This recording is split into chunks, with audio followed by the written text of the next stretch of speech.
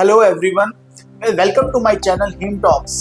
और हर बार की तरह मैं इस बार फिर से एक नया हेमेटोलॉजी टॉपिक आपके सामने लेकर पेश हुआ हूं। और आज मेरा टॉपिक बहुत ही अलग है,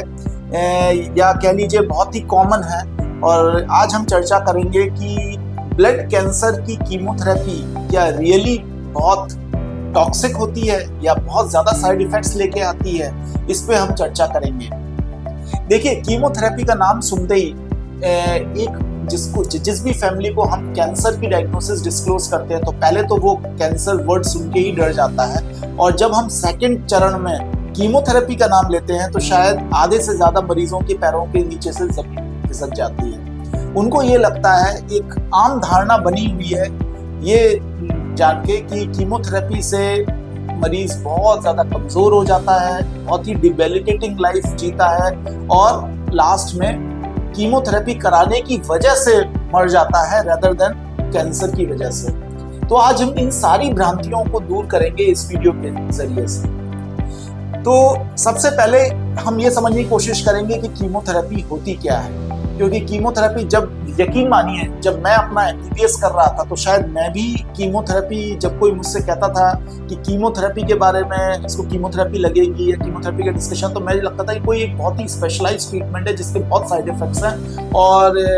ये तो नॉर्मल इंसान झेल ही नहीं सकता। तो जब मैं एक एमबीबीएस के बाद ये सोच सकता हूँ तो शायद एक कॉमन आदमी डेफिनेटली इस वर्ड से ही उसके मन में एक डर बैठा रहता है। तो कीमोथेरेपी एक्चुअली कुछ नहीं होता है, कैंसर के सेल्स को मारने वाली कोई भी दवा कीमोथेरेपी कहलाती है। तो चाहे वो टारगेटेड थेरेपी हो, चाहे वो नॉन टारगेटेड थेरेपी हो, सारी दवाइयाँ कहीं ना कहीं कीमोथेरेपी के ग्रुप में ही क्लब की जाती हैं। लेकिन ये सारी कीमोथेरेपी की दवाइयाँ और सारी कीमोथेरेपी के एजेंट्स एक जैसे सिमिलर साइड इफेक्ट्स के नहीं होते। फॉर एग्जाम्पल, यदि मैं आपको एक छोटे से ब्लड कैंसर की ही कीमोथेरेपी के बारे में एक छोटा सा एग्जाम्पल देके समझाऊं। एक बीमारी होती है, ब्लड कैंसर होता है, मल्टीपल माइलोमा। तो इसकी जो कीमोथेरेपी होती है वो बहुत ही माइल्ड डे केयर बेसिस पे दी जाती है और यहाँ तक कि मरीज को रियलाइज भी नहीं होता कि उसकी कीमोथेरेपी चल रही है। इट इज सो स्मूथ और इतना साइड इफेक्ट लेस होती है, यहाँ तक कि ना उसके बाल झड़ते हैं, ना उसको कोई वॉमिटिंग का सामना करना पड़ता है और बहुत ही इजीली पेशेंट अपने काम करता रहता है और अपना कीमोथेरेपी कराता रहता है डे केयर में आके। इसके विपरीत एक जो ब्लड कैंसर होते हैं, एक्यूट ल्यूकीमियाज होते हैं, उसमें कीमोथेरेपी जो होती है वो थोड़ी सी हार्ड होती है, जिसमें कि मरीज को साइड इफेक्ट्स भी आते हैं, बाल भी झड़ते हैं, तमाम दिक्कतें आती हैं, लेकिन इवेंचुअली फिर वो उससे रिकवर भी होना शुरू कर देता है।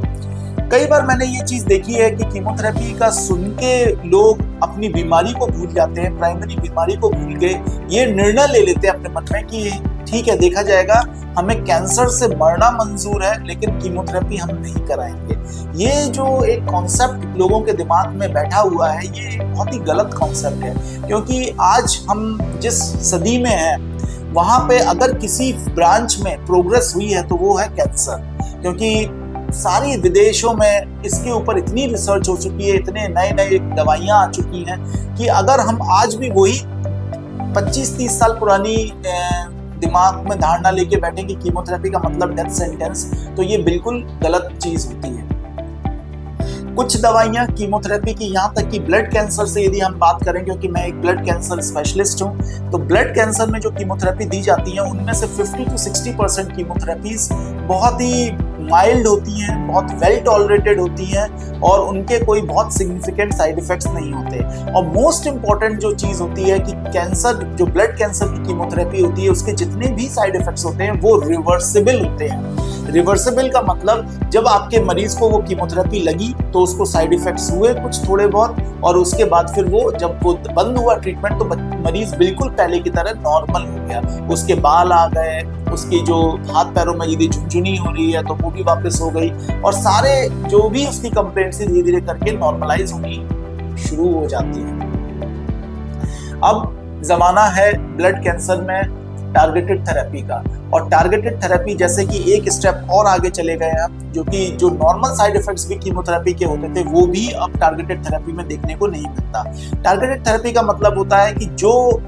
हमने टारगेट सेट कर दिया, जिस टारगेट के अगेंस्ट में मैं कीमोथेरेपी दे रहा हूँ या थेरेपी दे रहा हूँ, बस वो दवा उसी सेल को मारेगी और किसी अन्य सेल को डैमेज नहीं करेगी। तो जाहिर सी बात है, यदि हमारे पास किसी बीमारी के लिए टारगेटेड थेरेपी होती है तो हमारी फर्स्ट प्रेफरेंस उसको ही देना होती है, क्योंकि उससे साइड इफेक्ट्स बहुत कम होते हैं और एफिकेसी बहुत अधिक होती है। एज ए रिजल्ट हम आज की तारीख में 60 साल, 65 साल, 70 साल के मरीज को भी कीमोथेरेपी देने की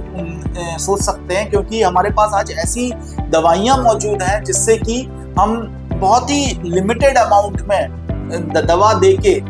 मरीज को कैंसर जैसी, ब्लड कैंसर जैसी भयंकर बीमारी से बचा सकते हैं। तो इस वीडियो में मैं यही संदेश देना चाहूंगा कि प्लीज कीमोथेरेपी नाम से मत डरिए। अपने कैंसर को किसी ना किसी, खास करके ब्लड कैंसर को किसी ना किसी डॉक्टर से मिलिए, उनसे संपर्क करिए, उनसे समझिए कि कौन सी दवा कैसे दी जाएगी, उसके क्या साइड इफेक्ट्स होंगे और उसके बाद ही अपना निर्णय लीजिए। क्योंकि अगर हम ये अपॉर्चुनिटी मिस करते हैं तो शायद आप एक कैंसर के क्योर की अपॉर्चुनिटी भी मिस कर रहे हैं। Thank you.